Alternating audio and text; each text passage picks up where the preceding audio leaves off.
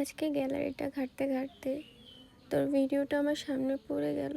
তোকে আমি অনেক মিস করি রে মিমি, অনেক মিস করি।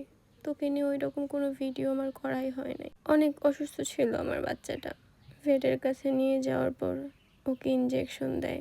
ওর সমস্যাটা ছিল খাওয়া দাওয়া অফ করে দিত আর শুধু বমি করতো। ডাক্তারের কাছে নিয়ে আসার পর জানতে পারলাম ওর ফ্লু হয়েছে।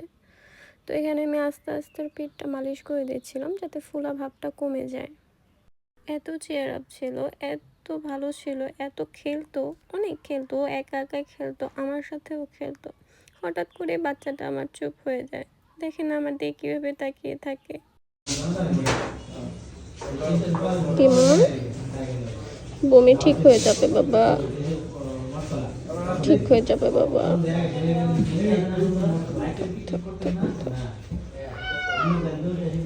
বাসায় নিয়ে আসার পর ওর খাওয়া দাওয়া সব অফ হয়ে গিয়েছিল, শুধু চুপচাপ বসে থাকতো আর কোলে নিলে শুধু তাকিয়ে থাকতো। আমি ওকে বারবার ডাকছিলাম বাট কোনো রেসপন্স নেই।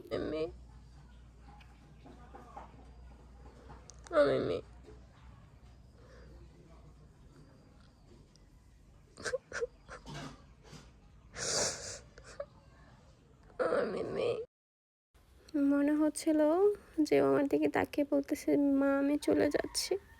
ও শুধু আমার দিকে এক দৃষ্টিতে তাকাই থাকতো।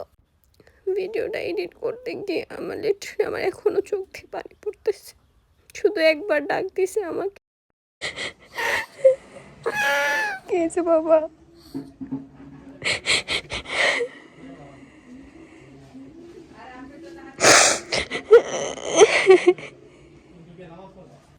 চলে গেছে আমায় রেখে। আমি ওকে মিস করে এখন অনেক কান্না করে। আমার বাচ্চাটা আমার রেখে চলে গেছে, অনেক কষ্ট নিয়ে মারা গেছে, অনেক শুকিয়ে গেছে। ওকে বাসায় ট্রিটমেন্ট দেওয়ার পরও আমি ওকে বাঁচাইতে পারি নাই। শেষবারের মতো ওকে একটু ছুঁয়ে দিচ্ছিলাম। আমি ওকে এখনো মিস করি, ওর কথা এখনো ভাবলে আমার অনেক কান্না আসে।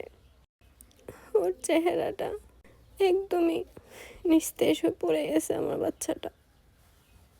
আমার কোল ছাড়া কখনো ঘুমাতো না, কম্বলের নিচে এসে আমার বুকে উঠে শুয়ে থাকতো। এখন কে শুবে আমার কোলে?